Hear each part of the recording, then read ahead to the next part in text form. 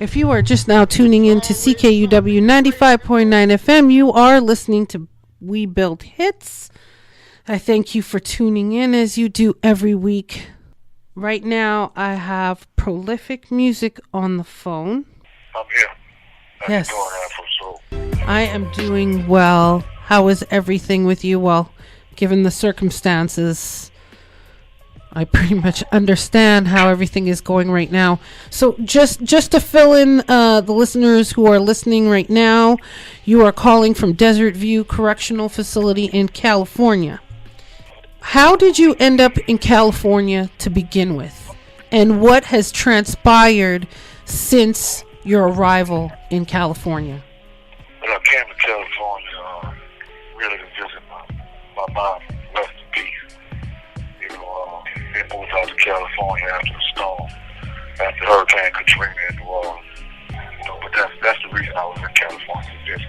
And since you've been in California, how has things been for you in terms of living in California and your experience in California? What has your experience been since you've been there? I don't know. It really hasn't been a good experience. It's like a different world out here. I'm from New Orleans, Louisiana. As the people know, it's very different. The people are different. The environment is different. The field is different. The system is different. It's been really hard to adjust. Being from New Orleans, being from the South, people are, kind. We speak to each other, when we pass each other on the street. It's just a different vibe. And I've known you for quite a many years, and I know that law enforcement has been an issue. Well, it's hard everywhere for a young black man in the United States of America. As far as the police, I feel that they put in position to protect and serve, but they do the total opposite. I believe that they abuse power. And don't get me wrong, I believe that there's good and bad in everything. Let me say that first and foremost. There's good and bad inside everything. Nothing is 100% bad. Nothing is 100% good. But my experience has not really been good. The officers that I've come in contact with, like I said, they abuse power, and I'm kind of, they talk to people in a condescending manner. They're racially biased. I believe that because of the environment and the atmosphere and what they deal with on a daily basis, they're desensitized to the people, and not only that, their view is different. If they see a young black male driving a nice car, and immediately it looks like what they're used to, or they see, a group of guys in the vehicle, it looks like, what they're used to. A group of guys, they consider it as a game, not just people, standing around talking. So, I believe that they're biased. That's the best I can put it. And really, they have a history of it. California officers have had a history of being racially biased, as well as taking their authority too far. That's both in LA County, Palmdale, and even Los Angeles. For those of you who aren't aware of the whole Rodney King that happened many years ago, that was in California, and it continues to happen, and it has a trickle-down effect to every county. Now, in your situation, the police out here are different to whereas, it's like they don't have no mind. Since I've been in California, well, not just California, I can't say California as a whole, because I've experienced LA now and then, but the problems that I've had have occurred in Lancaster, California. Lancaster, California, to my experience, is one of the racist towns that I've ever been in my life, and I'm from, down south, the bottom of the bottom. I've never experienced racism the way I've experienced in Lancaster, California. Yes, and you are correct that it is one of the most racist counties in LA County. And to prove that fact, I have spoken with so many people in regards to Lancaster, and as soon as I mention Lancaster, they cringe. Upon further investigation into Lancaster, California, I also was able to find out that it is highly populated with meth labs as well as neo-Nazis. the Michael Antonovich courthouse, and it has a history of exposing racial tendencies. So there is a lot of things that have worked against you in terms of you being in that place. That was not a place for you. I feel that as though you were a target. And I know many others would feel you're a target as well. So let's go back and talk about what has transpired that has led to this wrongful conviction. Let's go back to the first wrongful accusation, because I think it's important for these listeners to know the ramifications as well as making a false accusation and what damage it can cause to a person's life. So let's talk a little bit about that. Basically, my first case was domestic, my ex-wife. Basically, we got into the argument, over an affair, that I had. I was honest about the affair, and I wasn't the only one that was faithful in the relationship, but, I made the long story short. Given the fact that I did have an affair, she felt like she couldn't deal with the relationship. We couldn't get along. We had irreconcilable differences.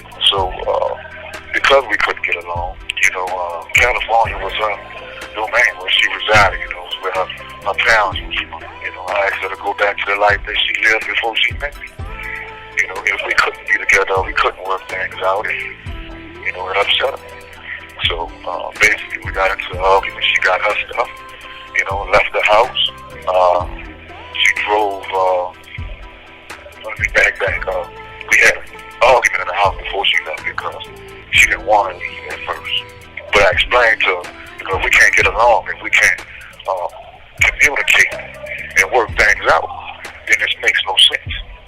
And if you can't respect me as a man, you feel like you want to just do whatever it is that you want to do, and we can't work things out through counseling or anything, it's best that you, get your stuff and just go. And, you don't need to utilize anything from me. If I'm such a bad person, you don't need anything from me. So, she left, but she took, paperwork from my business, from some clients that I had, which was personal information. And she got in the vehicle and she pulled off out of the garage real fast, skirted off. I went behind her. Long story short, driving up West Avenue J, she threw the paperwork out the window. I stopped, pick up the paperwork off the ground, go back to my house. I'm at my house, 15, 20 minutes, change clothes, go to wash my other vehicle in the garage, go back in the house to get a towel, go out the front door to turn on my water hose. And as I walk out the front door, I hear a police officer say, go back in the house. So I turn around and go back in the house, and I heard another one scream, no, get down on the ground. So I had a complete circle. I didn't know what they wanted me to do, go back in the house or get down on the ground. I didn't know what the hell was going on. So finally I got down on the ground. Had officers that came from the bushes, my neighbor's bushes across the street. We had the street blocked off. ATF was there. They came from the bushes on the side of my house. They came from my neighbor's yard on the other side of the house. So, neighbors were outside looking. They put zip ties on my own, they basically hog-tied their feet and arms together. I asked them, what was going on, what was I being arrested for? They told me they would tell me in a second. They never read me my rights. They brought me to the car like I was a pig on the skew. They went into my house. They searched everything in my house. They turned everything over. They went in the closets. They did, whatever they did. I really don't know what they did. I was in the house. They went in my garage. They went in my car. Came out. They didn't find anything.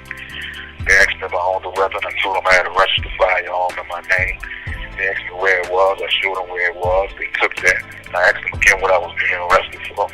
No one told me. They asked me about my vehicle. I had a drop-top Roadster. They asked me, how did I get a car like that? They told me it was a nice vehicle. And two officers stood behind the, vehicle in the garage, and they chit-chatted and talked about my vehicle. They also talked about how, nice of a weapon I had. It was brand new. It had never been used or anything. So I sat in the back of the car while that charade went on, while they went through my house and they took me to the station. I didn't find out till later from my family members when I got my one phone call. This woman had drove blocks away to the fire station, and she said that she was in the house and held hostage her and her kid, and I wouldn't let them go.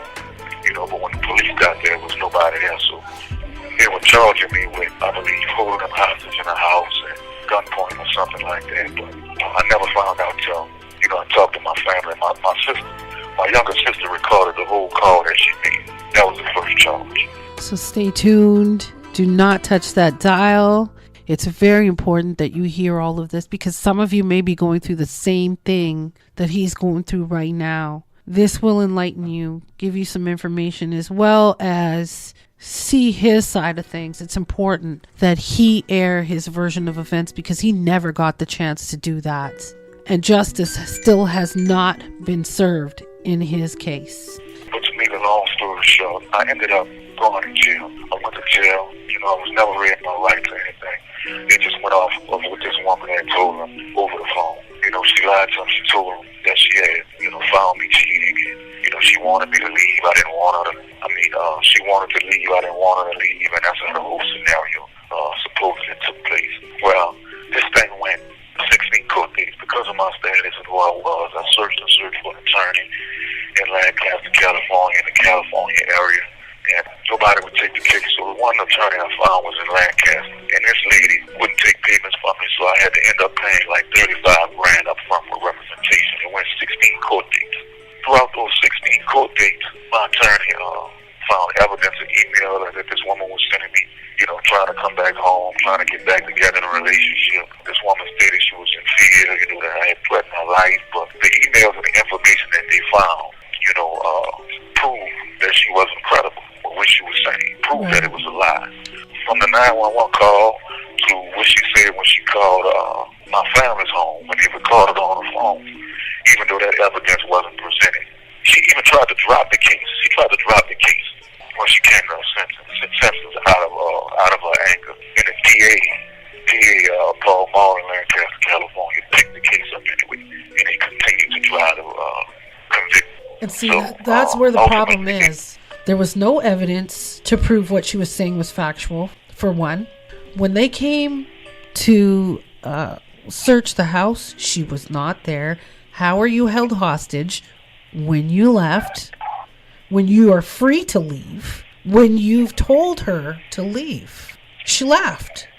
And what's more disgusting is the fact that even after, when you were arrested, she proceeded to come back to your home.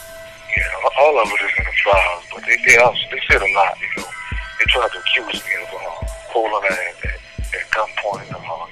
They accused me of chasing behind her in my car with a weapon. The weapon I had was a registered, that I owned in my name was a registered firearm. It was a semi-automatic rifle, a Russian semi-automatic rifle, regulation 6 mag. Right. I drove a two-seater roadster drop top. So that kind of weapon, you have to understand this is like a rifle, like an assault rifle. So that means I would have had to be driving, and that weapon would have had to be in the passenger seat like a human being. Yeah. This means I was driving with one hand and holding an assault rifle with another hand pointing at somebody. There was no way in my vicinity. Of course. There was so many variables. The problem in all of these cases is that, they said that they have to prove beyond a, reasonable doubt. They said that the burden is on the prosecutor, but it's always on the defense, the people. Because nothing was proven beyond a reasonable doubt at all. And why a judge would allow that to continue. This call and your telephone number will be monitored and recorded. The problem is that these people, in government, the police, the DA, the court system, they believe that they can do anything that they want to do when it comes to people. They can go in people's homes without a warrant. They can, when cuffs or zip ties, handle them any kind of way without Miranda or reading them their rights. Right. They can do whatever they see fit. Do as thou will. Right. And write reports to cover their tracks. And this is what's going on. But like I said, that case, I don't want to tarry too long on all of it, but that case was thrown out. She was deemed not credible. Also it plays a part in this. What was a lot of what's going on in this Me Too movement thing too. Men can be the victim too, also.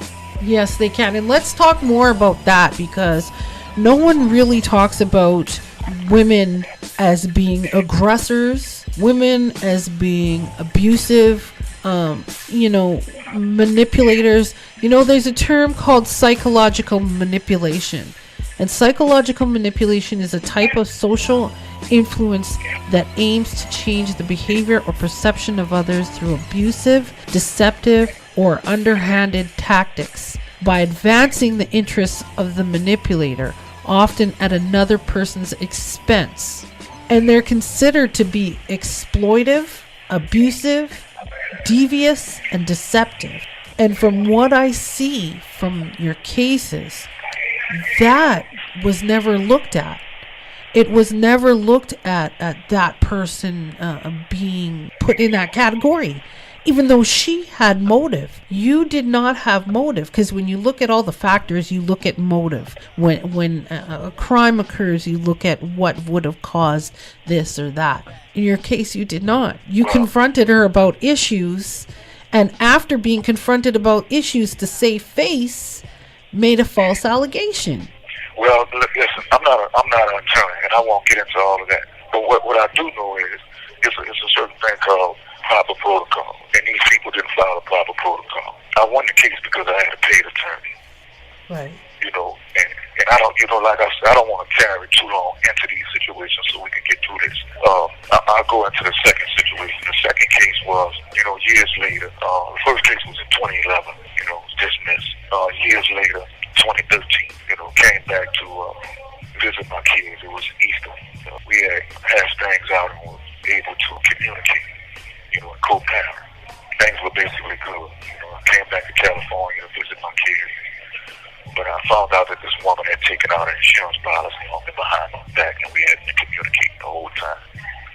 So to make a long story short, as soon as I found the insurance policy that she had taken out, I notified the authorities. Not only did I find out about her insurance policy, I also had the paperwork for a business that she was trying to start. And the overhead cost for the business was the same amount as the policy cash out. So I called the Palmdale Police Department. They came, took a report, looked at everything, called the insurance company, canceled the policy, confronted her about it. I was at the studio, actually. Called her, really texted her to confront her about it because I was smart. I was hip to what happened to me last time, so I know I needed evidence. I sent her a text message. She immediately told me to bring my second vehicle, SUV that I had bought in her name that I gave to bring it back immediately. And she didn't want to talk or have anything. She immediately got into defensive mode through the text and said to bring the vehicle back or she would report it stolen. So, to make a long story short, I had all that in text messages. I brought the vehicle back. Upon bringing the vehicle back, she was in the garage with her mother. She said that she had an interview or something to go to or whatever, but her mama was in the garage talking. Of course, I'm upset. I tell her, what you got me sitting there waiting for? Bring me back to the studio, take the vehicle, do whatever you got to do. Now, the whole time she wasn't telling her family that she was still talking to me and dealing with me behind the scenes. She was acting as if we didn't have this co-parenting relationship or a relationship at all. All of this was manipulative behavior. The woman sat in the back of the vehicle, so I was wondering, why are you sitting in the back of the vehicle? We just left them, being, alone together, or spending time or whatever. What I'm saying? So she got in the back of the vehicle. Long story short, she didn't want her family to know that we were still dealing with each other because she kept the lie that she told in the first case, to make me look like the bad guy. So we drive, and I asked her about the insurance policy. We end up 5 blocks away from my mother's home at a corner store. Stopped there to get me a Black and Mild. We arguing about this insurance policy. I'm asking her, first of all, why she took out the insurance policy behind my back. And as much as we communicate, why didn't she tell me about it? So, again, she got defensive, screaming, yelling, match. She got out of the vehicle. She said she just wanted to walk home. I could keep the vehicle. I told her it didn't make sense. I could brought her back home. She didn't have to walk nowhere. Just taking me where I needed to go, and I would, that would be it. It would be done. Right. But of course, that didn't happen. This was a whole scene. She put on a show. We had an argument in the parking lot. The police was called. I didn't know the police was called. Finally, when I got her back in the car, she got back in the car in the back seat. I started pulling out to bring her back to her mother's house because she was going batshit crazy because she knew I had found out what her plans was. Backed out. She jumps out the back of the truck, from the back seat. So I was so shocked. I'm like, this woman is batshit crazy. What is she doing? So she jumps out the car. I just pulled back into the spot. So I'm sitting there. I'm in shock. She runs into the snow. So at this time, I'm sitting in a driver's seat. I'm smoking a black and mild. The police pull up. So when the police pull up, they asked me what's going on. I said, well, I'm having an argument. We were separated at the time, so still my wife. I'm having an argument with my wife. We don't have a problem. So he said, step out the car. So I step out the car. They immediately put me in handcuffs. Put me in the back of the car. They put me in the back of the car. They get her in the store and they move her to the side of the wall where I can't see, and they start questioning her. Well, long story short, this woman told him that she didn't know who I was. She didn't know who I was. That I had took her from my mom's house. She felt like she was on the last ride. That she would ever take in her life. She was afraid. I threatened her. So that was the get down. Police came back. The informant was going on. A superior was there. Was an officer still in the car. They put me in a database. I saw him put me in a database as a rapper. I asked him, I said, you put me in a computer system as a rapper. I own businesses in this community. This call and your telephone number will be monitored and recorded. Why you not putting me in a computer as a business owner? And what am I being charged with? So as I asked that, the passenger police officer goes in a glove box. In a glove box, he gets out this book. It's a code book, and he's flipping through the code books. So as he's flipping through the code books, he's putting different codes into the computer. You have 60 seconds remaining. So again, I'm asking the officer, what is it that I'm being charged with? So they tell me they're 10 seconds, and I have to call back again. I'm sorry for this, y'all. I hope you really are taking in what is being said tonight, really taking it in and absorbing what he's saying. To cover all the bases, first of all, in this parking lot where this happened, it's cameras in the parking lot. The second thing is, I had just came into the city from out of town, from where I was in Houston, Texas. Okay, I don't know what they talked to her about in the store, so, she came out, they came out, they began searching the vehicle, they searched the vehicle. In the back, in the compartment, was a firearm. Okay, the vehicle was in her name, not mine. They never asked that question. As far as what they tried to charge me with, they charged me with kidnapping, intimidating the victim, assault and battery, criminal threats, and a firearm. Those were the charges that they were giving me for that incident. And that incident carried life. So they threatened me life in prison. No prior offenses in New Orleans where I was from. No priors in my life. Just a rehash. Never been a criminal. Never had criminal activity in my life. Never involved with law enforcement. Ultimately, never. Never. I came from 91 New Orleans at the bottom of the bottom. I owned my first house at 21.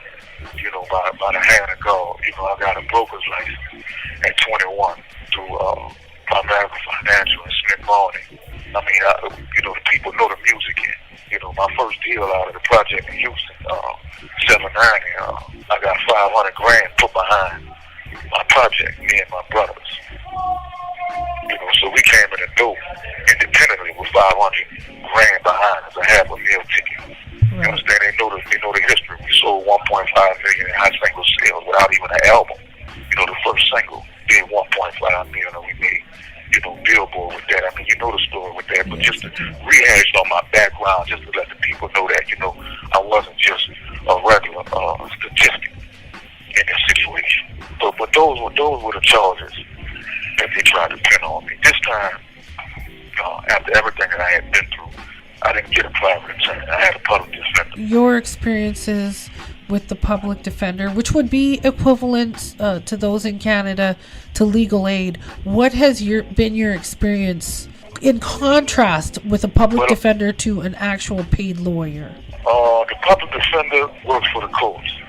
They don't have the client's best interest at all. The public defender never had my best interest at all. And I don't have a problem saying his name, John Henderson. I believe he's a devil. I believe it's a certain kind of evil inside a person that, that sees the possibilities of a person's, life dangling in the balance and still handling it carelessly. I believe that person is as much evil as people who are convicted for murder or certain crimes. But that public defender basically, like I said, I've never been a criminal, so I don't know the law. I don't know the system. They told me, it was my fault for not knowing the law, but, what did I need to study the law for? I was a rapper. I was a business owner. I wasn't defending people in court. That was their job. Right, and you were a law-abiding citizen, so why would you have to? Right, I was law-abiding. So, basically, when I went in, they gave me a deal. They told me that the phone had held the text message. They didn't know where that was, even though they confiscated it. Some kind of way, the videotape from the parking lot was gone and it was missing. The video camera wasn't working. They never took prints of anything? Nothing. There was nothing? There was nothing in my favor in that situation. And they told me that I was looking at life. So my counsel advised me that the best decision in the situation would be to take a deal. So I had been in. This call and your telephone number will be monitored and recorded. I'm not in prison, in jail for a while. And the deal was, now listen at this. Now, I'm smarter now, I'm wiser now because I'm older. But listen at the deal that they gave me in Lancaster, California. They told me that they would burn a weapon, they would throw away the kidnapping, they would throw away the intimidating the victim, and they would just charge me with terrorist threats. And they would give me time served, and I would be released on my own recognizance. But I would have a felony and a strike. Now later on, I would find out that this felony and this strike could have been a misdemeanor. This was a misdemeanor case because there was no one assaulted, there was no one injured, there was no violence done whatsoever. Right. But these people gave me a felony and a strike. My first charge. I went home. That was that case. Yes. I ended up, going through a lot after that. Talk about how this has impacted your mental state. I mean, I think it's best that we talk about that after. I just want, to give the people a real good idea of what's going on inside of this situation. Right. Basically, after that case, and I'm just, I'm doing a quick rundown to get to the current case where we're at right now so we can move on from this. Right. This woman, that was in my life, this woman was still sleeping with me and messaging the DA. This woman who I got this felony and straight from, who is now my ex-wife, but was my wife at the time, paid a vote to her family as if, she was afraid of me and I was just this monster. But we were still, sleeping with each other. I would still see my kids. They would still come by my house. She would be telling her mama she was at night school, and come to see me. So it was devastating to see, to be going through this behind this woman who told these lies and stuck to these lies and would rather be in a position of saving face than being honest. And even years later. I remember even calling her. Yeah, I remember even calling her in jail. And I know a lot of guys, in the prison can relate to it. You upset. I remember calling her in jail and telling her, why you doing this? This don't make no sense. You're not just hurting me, you're hurting our kids too. She said, I don't recall the call while I was in jail. That she was angry. They could have pulled if we can go back right now, pull the transcripts from when I was in jail. She admitted that she lied. She admitted that she was just angry, that she was bitter. And she was upset. Well, and that was never pulled? And that was never pulled? No, it was never pulled. The phone was never pulled. I never got that back. The video from the parking lot was never pulled. These people didn't care about anything but a conviction. I had bad blood with the DA because of course I cursed the DA out in the first case because they came to my house. They came to my house in front of my neighbors and in front of everybody and put me on the ground and treated me like a common criminal when I had done nothing wrong. I paid $35 grand and I beat the DA in Lancaster, California. He hated me for that. After this second case, and it's the same woman that they deemed not credible in the first case that made the same kind of accusation. Sense. That makes no sense whatsoever. Right. Right. We had no history. Let me just, we had no history of violence, no history of abuse, no history of police coming to our house, nothing like that. I took care of my family, I made a mistake, I did what a lot of men do, and I won't make an excuse for that. There's no excuse for cheating. But there's no excuse for making a false allegation either. There's no excuse for making a false allegation either. Right, but that's what I went through. So, I had my door kicked in. Basically, I believe that they had a hit on, and it's more inside the story with these people that have done as far as this woman and her family concerned. And I had my door kicked in. That's why I had the rifle in the beginning. Because I talked to the police several times, made reports, everything to no avail. They never came to my assistance or my help. They made reports. They did nothing else. Can you enlighten these listeners as to exactly who she is and who she is affiliated with, so they get some insight? Well, her grandfather was an ex-lieutenant on the force. I don't know. While we was together, she didn't have while we was married, she didn't have a job for over 5-6 years. She worked for RX Paris, which is the mayor of Lancaster, as a paralegal, so she had ties with him. Also, the same woman that they deemed not credible in the first case, not only did she become credible in the second case, after that, they gave her a job in a criminal window at the same court. At the same courthouse, they gave her a job. Not only that, the police, they were working there, she was dating them, they had relationships, several police officers on the force.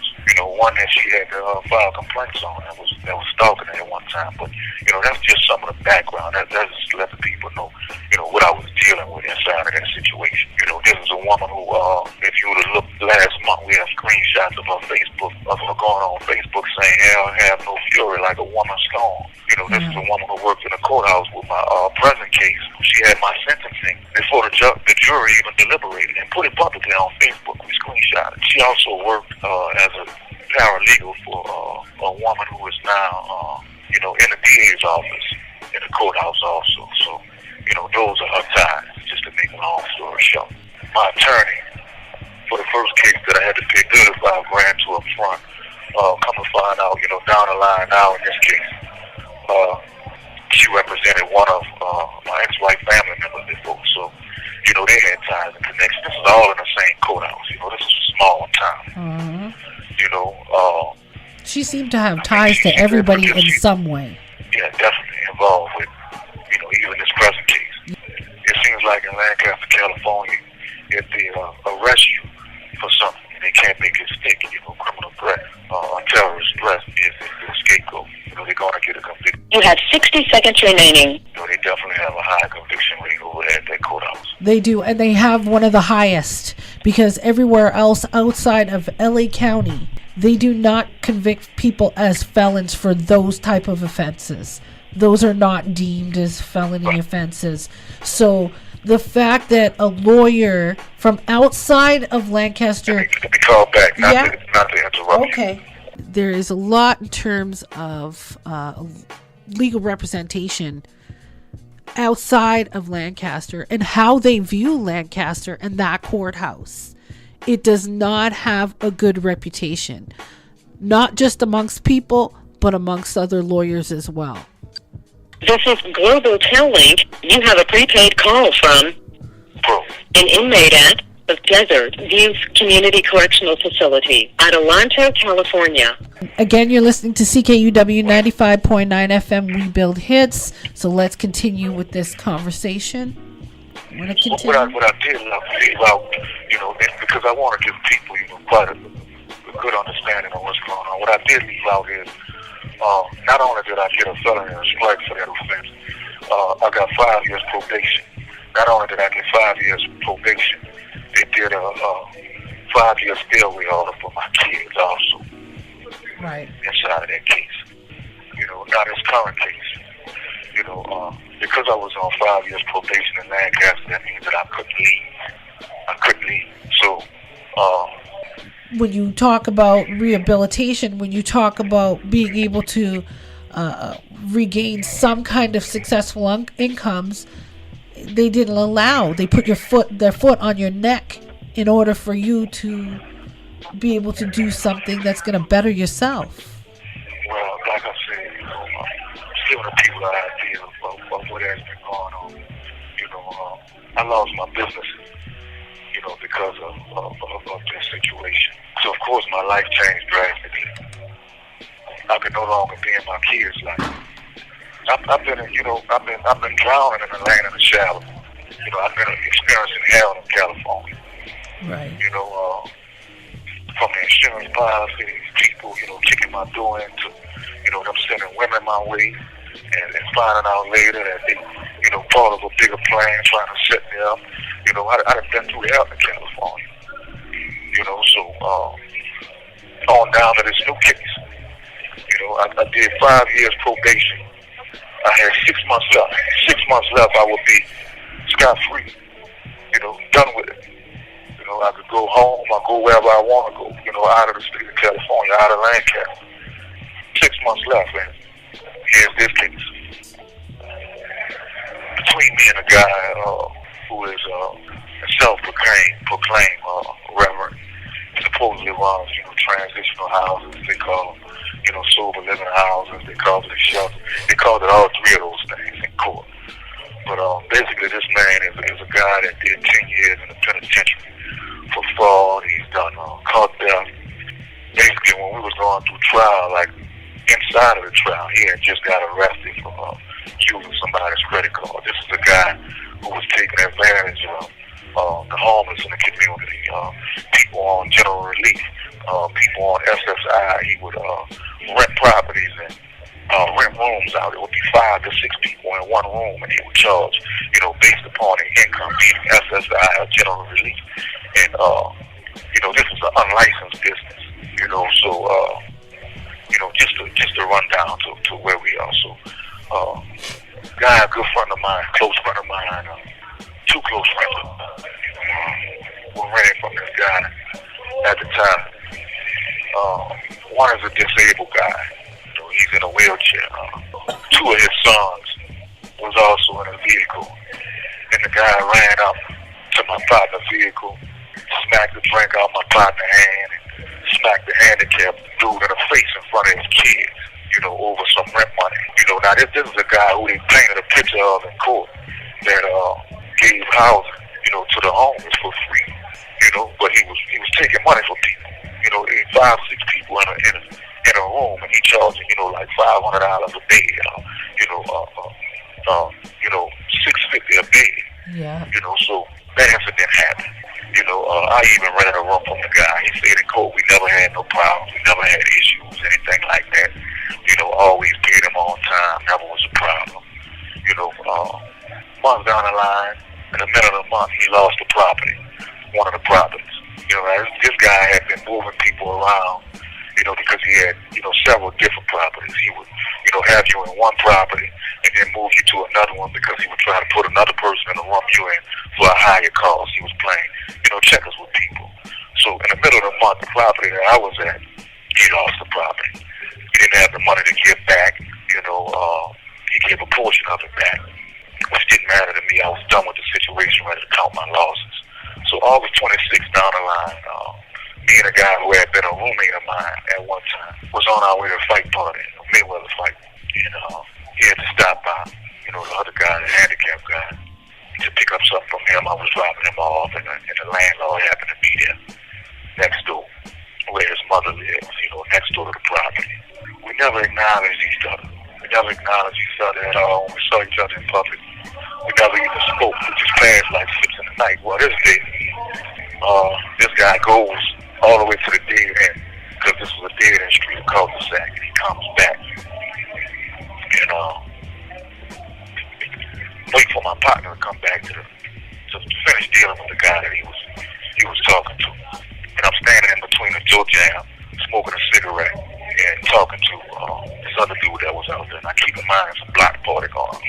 It's a fight party, but the TVs are outside, like everybody's outside. So this guy comes back and he tells me, close the effing door on my street. So immediately, from the history that we have, I jumps up. I'm like, what? Who you talking to? You heard what I said, close it. So So I get out the car and say, you beat on women. You done slapped this handicap man, but you're not going to play with me today. You're no good. So, we get into an argument, altercation. Not even a shoving match, because the people that's in the street is getting between me and him. They got people shouting from the houses, he's not a reverend, he's not a man of God. I'm telling them he's taking it. I'm just painting a picture of the scene. He's taking pictures, he's taking advantage of people, taking their money. My partner gets me back in the car, and he tells me, you got 6 months left. You'll be home with your old lady, you'll be back to regular life. This nigga not worth it. Basically, that's what he's telling me. So we get in the car to pull off. He jumps in his car behind me. I left out a part too because my door was open. So when the people in between me and him, he went around the backside of his vehicle. He had slammed my door 3 times because the guy that was in the passenger seat with me opened my door back up. He slammed it 3 times. I couldn't get to him. I finally get in the car, I pull off. He gets in the car. He goes behind me. Everybody's seeing this in the neighborhood. He gets behind me in the car, trying to fishtail my car to get me to stop. So I mix the block, turns the corner, makes another block, getting out of the vicinity. He's still behind me. He followed me for about 5 blocks, driving frantic, trying to fishtail me. And his explanation for that in court was because he was afraid that I would come back. That's why he did that. Right. I finally got away from this guy, went back to, didn't go to the fight party, went back to my partner's house who we was at. We inside the apartment. From inside the apartment, we see, police lights on the window. When we see police lights on the window, look out the window, there's police outside, in the parking lot. And the next thing you know, we hear outside in the apartments, come out, everybody come out. So we not knowing, what's going on or who they talking to. People coming out the apartments, all over an apartment complex. So first, my partner walks out. I wasn't even going to walk out. I don't play with the police. He walks out. He says, anybody else in there? I say, yeah, I'll come out. When I come out, they tell me, put your hands on the wall. I put my hands on the wall, turn around.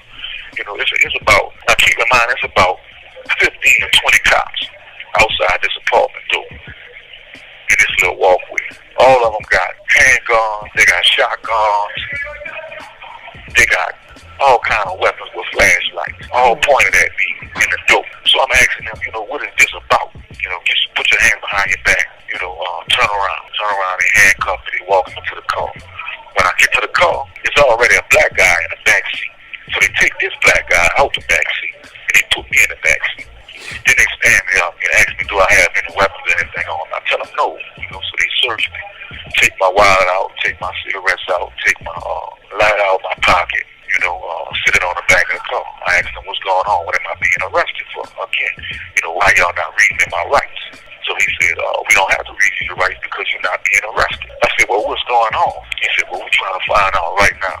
He said, do you own he asked me, do I own a vehicle? I asked him why. Why is that important? What am I being arrested for? Again, they told me I'm not being arrested. So make a long story short, the officers never read me my rights. They never told me in the beginning what I was being arrested for. They asked me if I had a vehicle. I never responded to them because I asked them why they didn't read me my rights. Or why they didn't get to know about a vehicle. And how is it that they had me in the back of the car if they didn't know if I was being arrested or what for? They had another officer talking to my partner. So the officer got out of the car and they went over to where they was. And my partner, he must have asked my partner the same question, so my partner and told him which car it was. He also gave him the keys because he had my keys in his pocket. Right. So they searched my car. They searched my car. While they were searching my car, another officer came back and asked me, if I'm on parole or probation. So I told him, I said, you asking me now, y'all already in my vehicle, So he walked away again. They went pulling on the doors and the trunk. They looking all over in the car, find nothing. So I'm sitting back in the car. The other officer comes and he said, do you have somebody you want to leave your property with? I'm like, leave my property with for what? So he's in the car. We found a pair of brass knuckles in your back seat on the floor. I said, not in my back seat. I don't own no brass knuckles. I said, where are they? So he told me, well, you're being arrested for probation violation. I said, probation violation for what? He said, because you had brass knuckles in your car. So this is what they was taking me to jail for. Mm-hmm. So I sat in jail for probation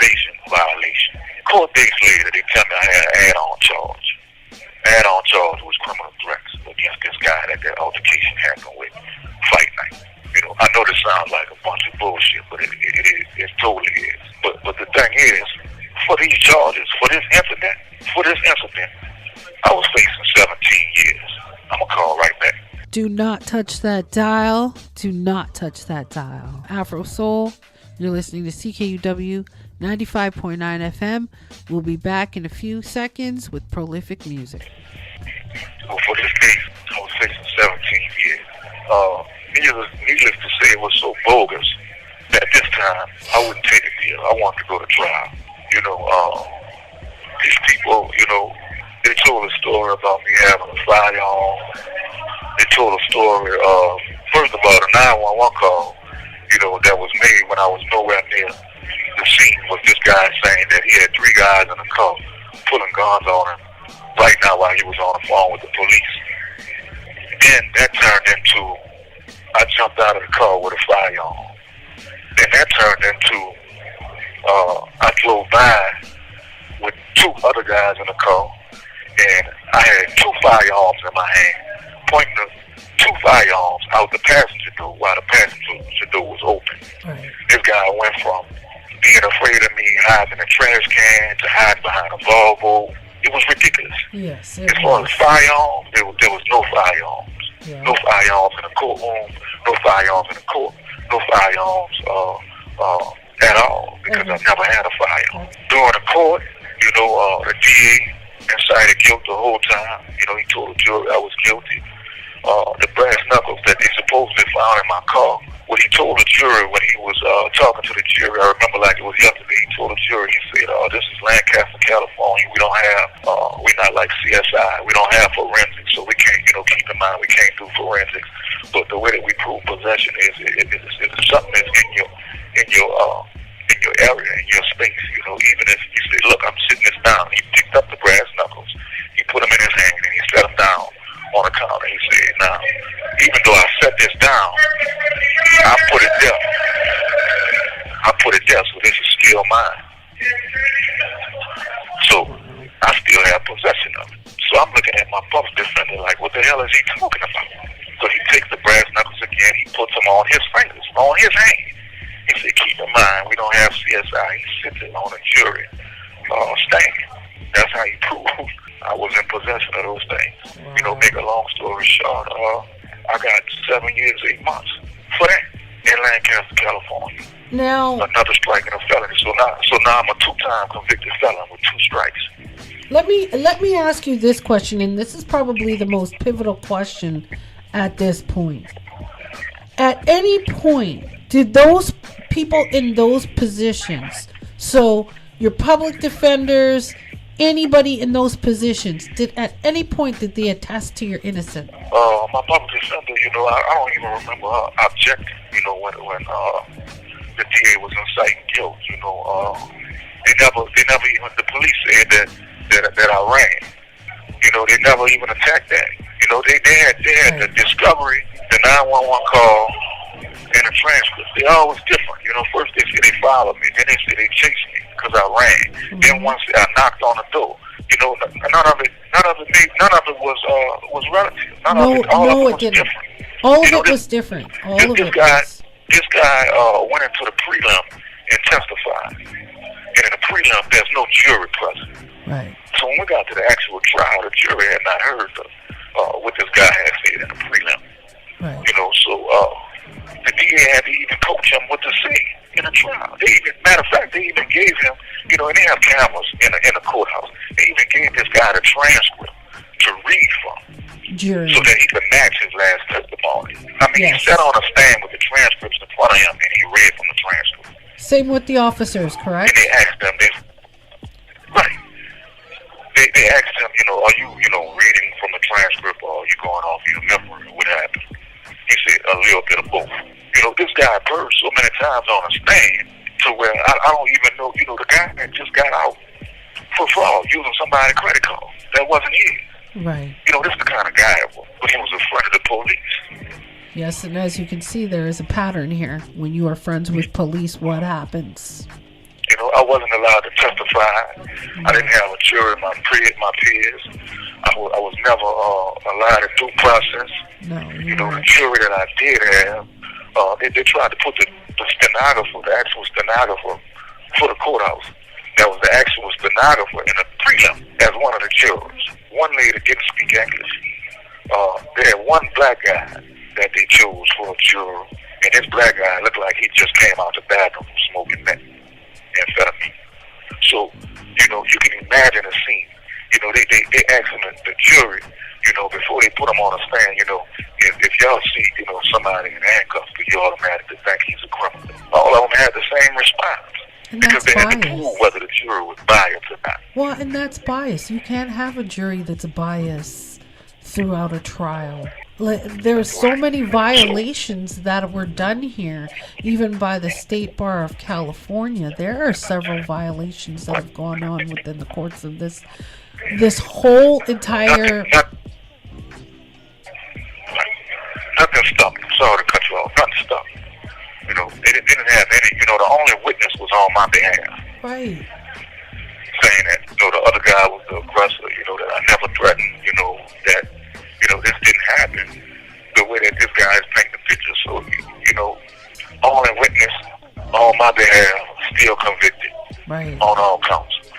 What they did was, because the second case could have been a misdemeanor, they felt like, the judge told me they felt like I was done injustice, because when I went into the court, they gave me an option to say something in the beginning, not on the case, and not submit evidence or speak on my behalf for the case, but it was just anything that I wanted to say to the judge. And I told the judge that I didn't believe that I would, get justice in Lancaster court, because I've been going through these issues with Lancaster court for 3 cases now. I've never seen justice in this court.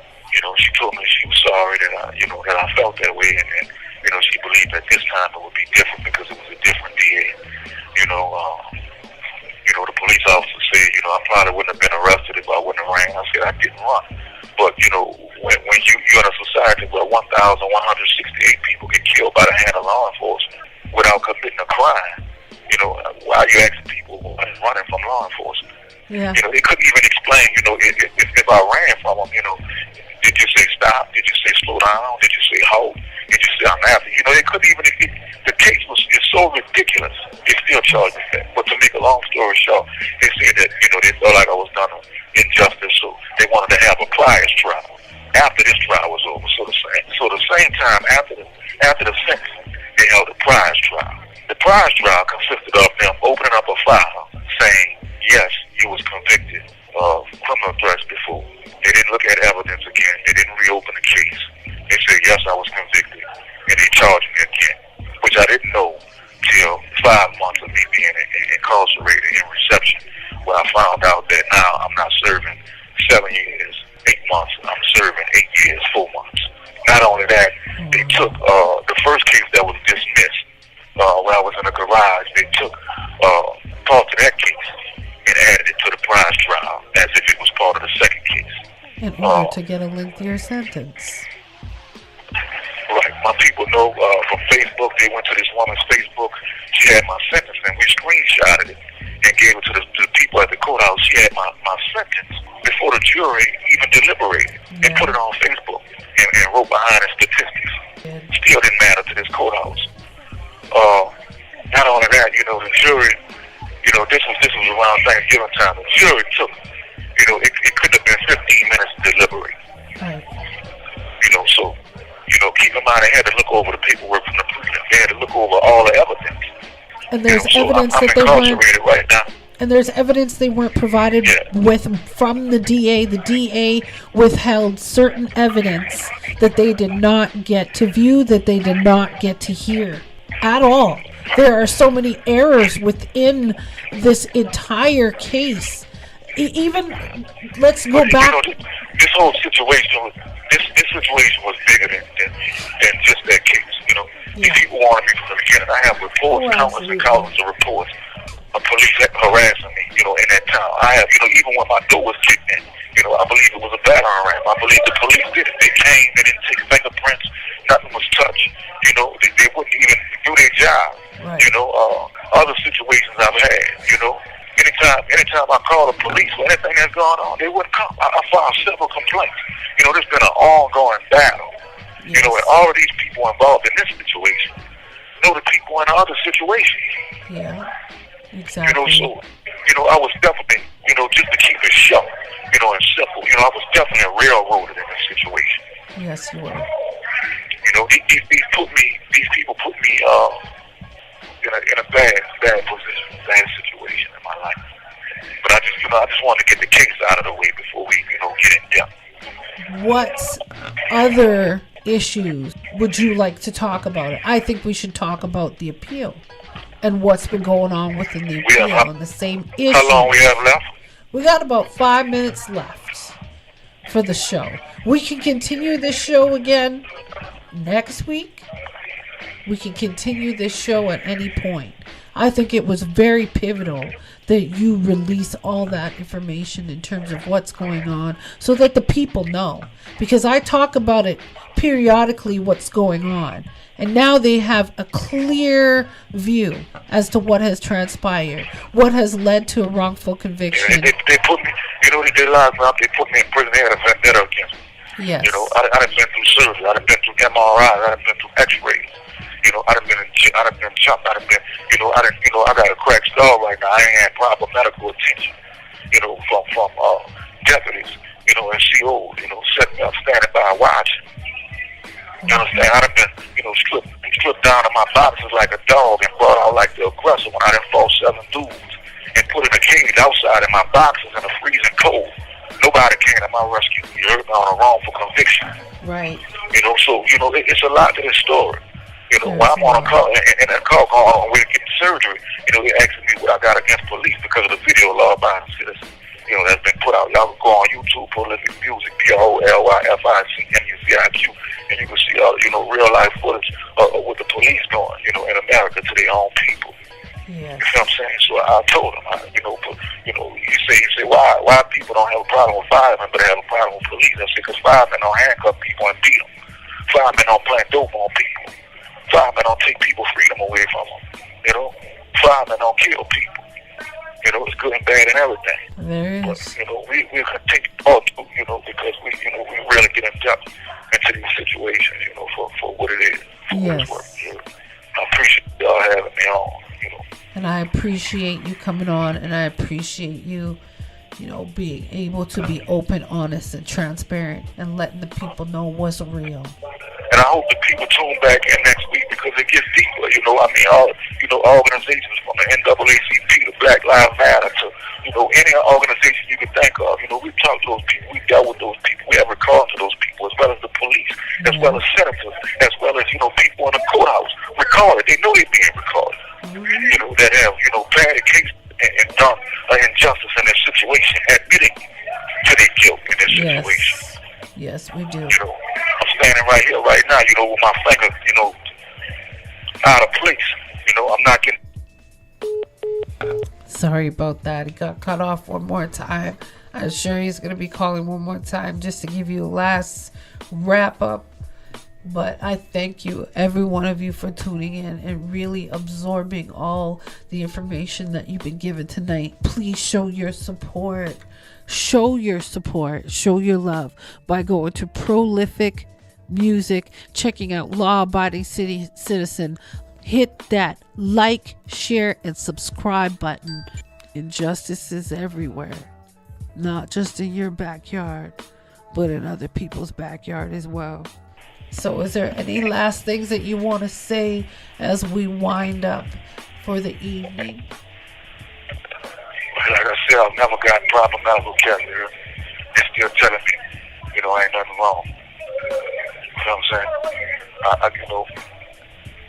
I'm just continuing to fight. I see what's going on in society out there, with this black race thing, with everything that's going on amongst our race. Yes. And it's more dire need in the community than the things that we're concerned about. Absolutely. Public. I won't even go deeper. I say all that for the next show. I just wanted to give a rundown of what's going on in my situation. Yes. And I wanted to give, shout out and love to Afro Soul because she been in my corner, the whole every step of the way. Yes. Nobody else, not even my own people to know what's going on. And like you have said, there is strength in numbers. So it's a numbers game. That's what we want here. It's strength in numbers. I just want to tell the people it gets much deeper because, you know, the transcripts are available. We have recordings, you know, senators, governors, organizations, recordings, politicians, people in the court, you know, that have had cases, the DA, you know, police officers who are inciting guilt on themselves on record. We have all of this information. All of it. We have all people work to back everything up. So, you know, y'all tune in to part 2. This was just a, you know, rundown for what's going on and let you know, how corrupt the system could be, you know, what the system could do to a person. You know, this is just a rundown. We didn't get a chance to go over everything that we needed to go over, but you know, I put it up back with us, you know, for the second part here. Look out, listen for part 2. What's that? I said thank you to CKUW too.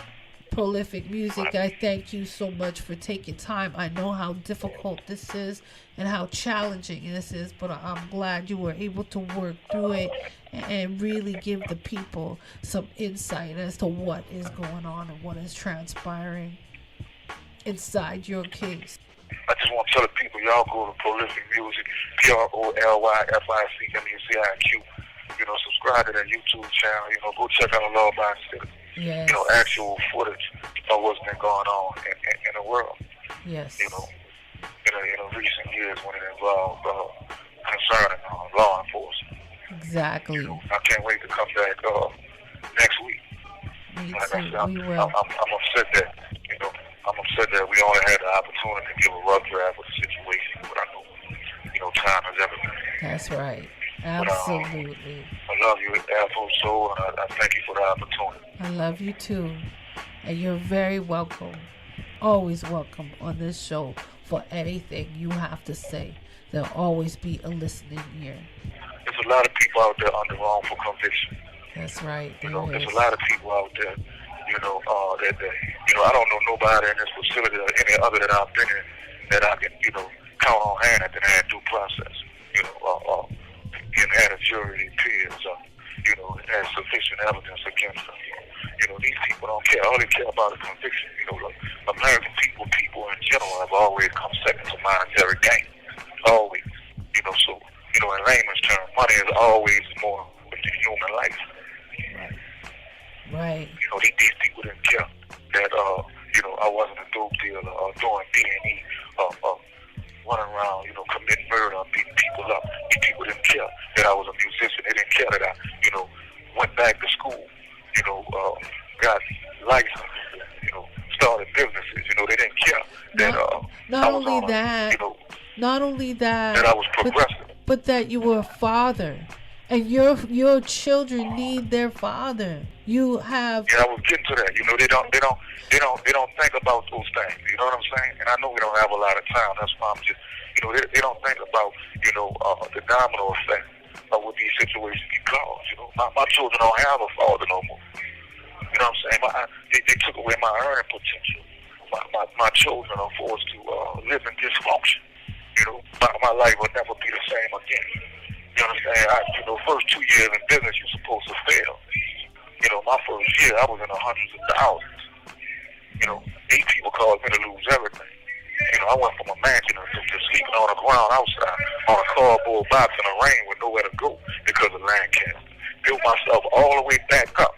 Had the courage to keep moving again. Got a vehicle, everything got back on my feet, started going back into my brand, back into my craft. 6 months left, they popped me again for this bullshit. Took my life from me. They did. They have. So it don't matter.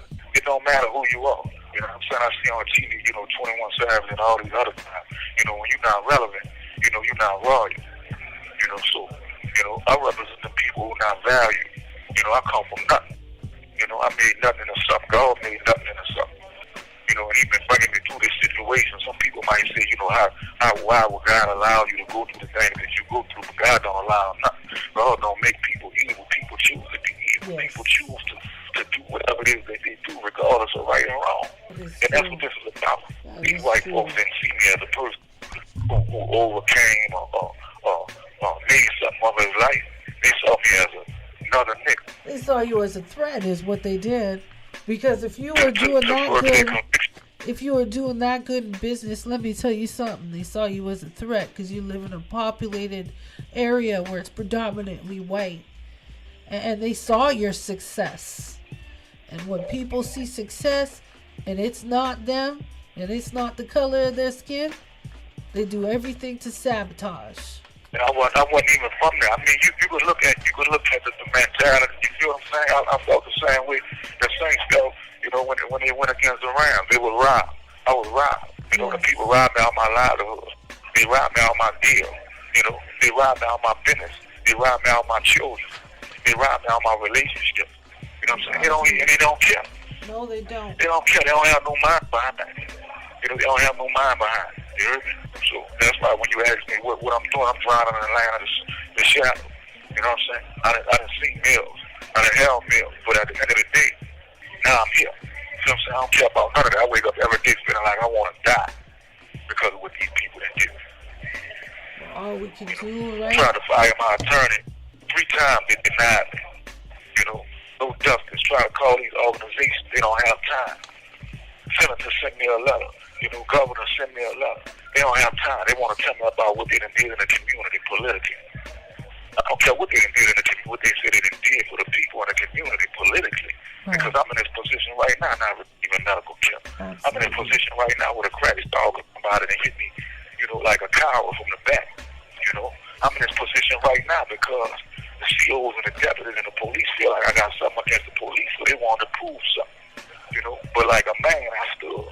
You know, I didn't run, I didn't scream or cry for help. I stood there, backed myself in the corner, and I fought till I couldn't fight no more. And they watched. And they were so mad that I wasn't a coward that they stripped me down out of all of my clothes and my boxes and put me in a cage like I am. But this is supposed to be a rehabilitating experience. Supposed to be. You know, but that's not how it is. You know, people, because, you know, when you listen to part 2, you know, you'll hear where I'm coming from, you know, but people will say, you know, how you can feel that way about your own country. This ain't my country. Right. House divided don't stand.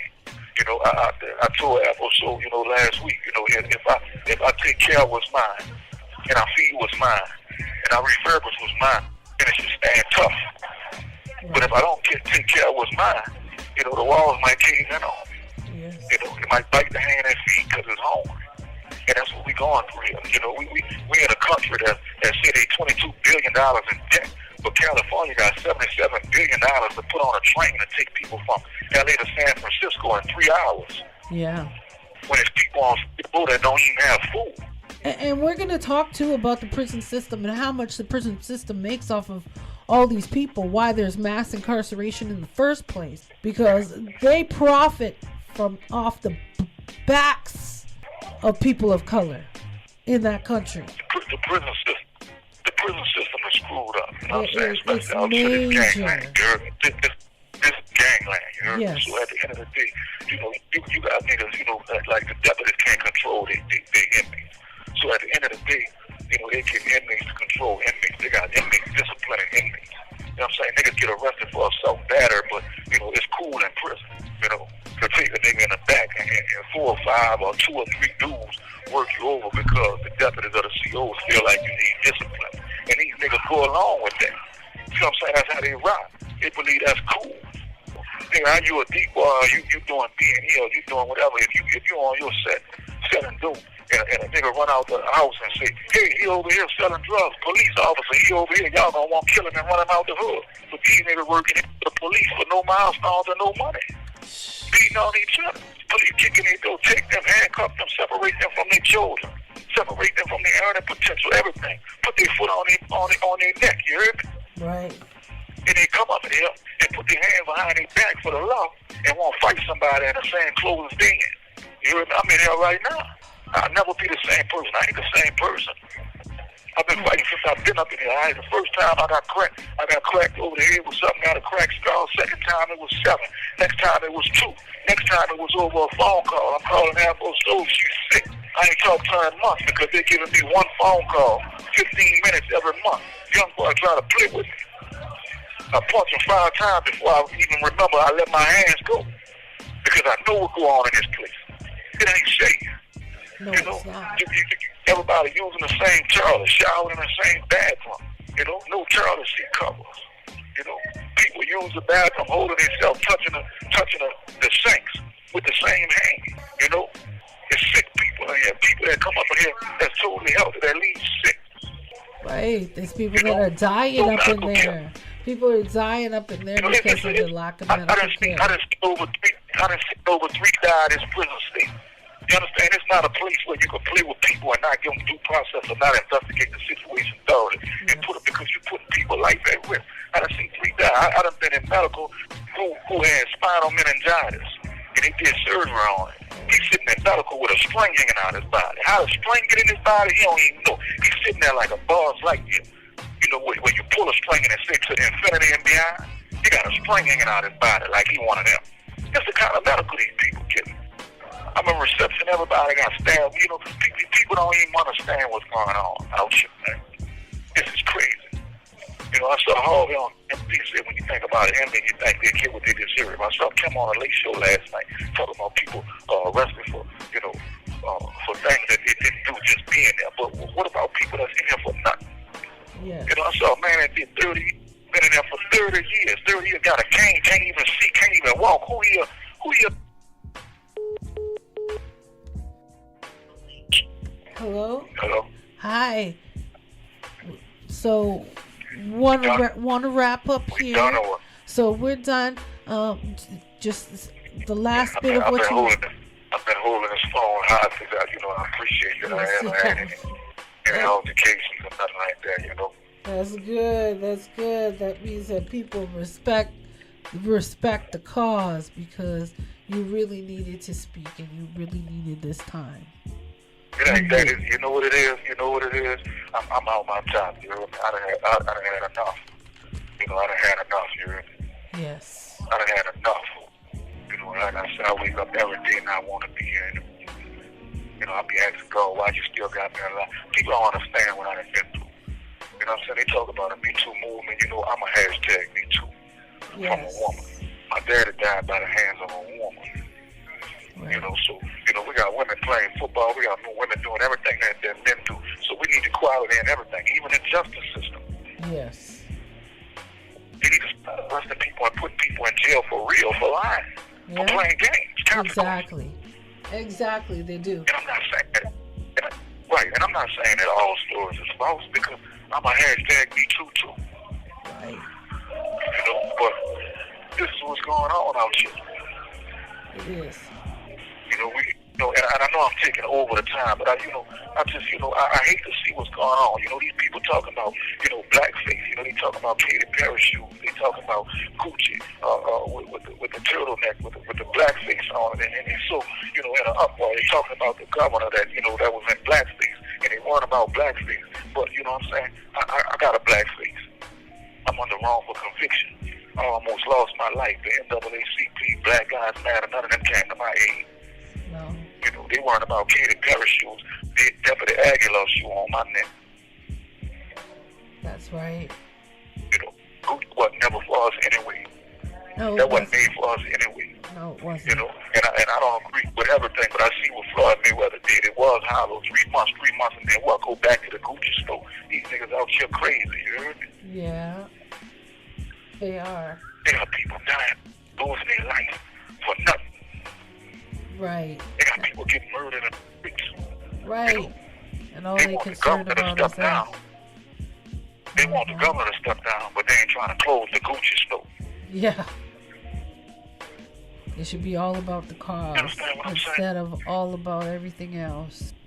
You know, they weren't about blackface, you know, and weren't about all of this foolishness. I still ain't got over Trayvon Martin. I still ain't got over Sandra Bland. I still ain't got over a kind. You know, I could name over 1,168 of them, but we don't have the time. I agree. You know, we got rappers out here making songs. They're so gangster. They got rags on their wrist, rags on their ankle, rags on their head. They got them behind their back pocket. But when the police out here killing and purging us, they want to shake hands with the police to get the community to know the police and the police to know the community. Right. But at the end of the day, if somebody step on their shoe, these is dudes that wake up at 6 in the morning, banging, asking you what set you from. You understand the irony in that, the oxymoron in that? Yep, I do. You know, You know, the Bible said, give Caesar what's due to Caesar when it comes to the dollar, to the denaro. You understand what I'm saying? Because his face was on. You know, we got to get a jail to who it's from. You know, yeah, I've seen 60 days in, it's despicable. You know, the only people that's in there running the tears and disciplining is the police.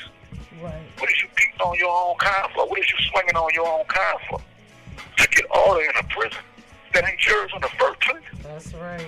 These niggas is crazy, man. Right, exactly. I learned my lesson, though. I thank all of them. I thank the 7 that jumped me. I thank the nigga that cracked me in my head, whatever he cracked me with, because he taught me good. All of them taught me well. That's why now I swing right away. You know, I've never in my life, I love my black people. I love all people.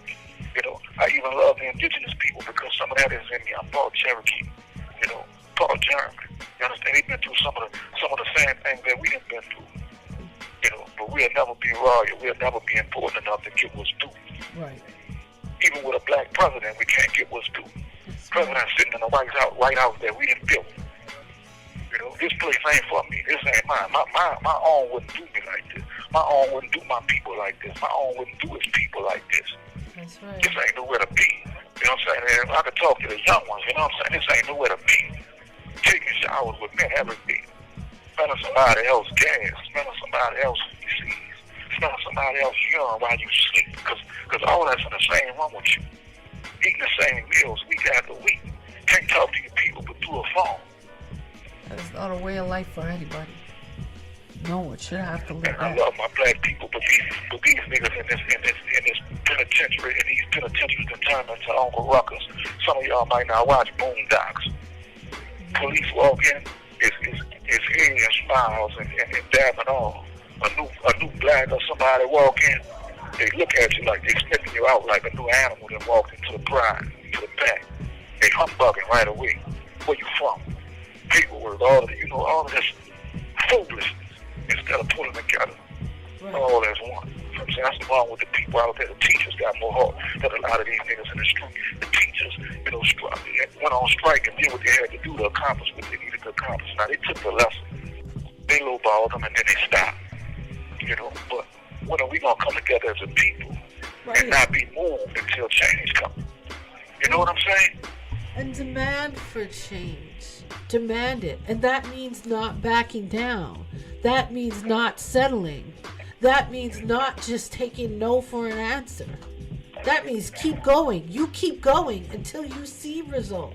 You don't do and then pause. Because it's not going to work. You want to shut stuff down? Shut it down. We have the capability to do that. You know, you look at things like Black Wall Street and whatnot. We built that. We built that. Even though they took it from us in some form or another, we have the capability of doing anything we put our minds to. But like it's always been said, there is strength in numbers. In order to be able to do that, people need to be persistent, consistent, have the same mindset, the same mission. But there's a lot of us who overcame, you know, and comfortable. You know what I'm saying? So they can maneuver. They're not even in tune to what's going on in the world. You know what I'm saying? And I'm not judging nobody. But when I was good, I was still for the struggle too. You know, we writing senators, we writing governors. You know, we talking to the people in the White House. We writing the White House right now. We still don't think that it's not, you know, that there's nothing going on right now. You know, we fighting. But at the end of the day, like you say, it's power and strength in numbers. You know, this is ridiculous. You know, the prison is overcrowded with bullshit charges. You know, they call it prison reform. It ain't prison reform. They trying to get their space, so they let people go. Letting people go so that they can. Who knows? Letting people go so they can make space for the new. Letting people go so they can make space for the new. That's all it is. It's just like cattle. It's no different. It's the prison system, the CFS system, all those systems. They're all designed for the same thing, and it's always for profit.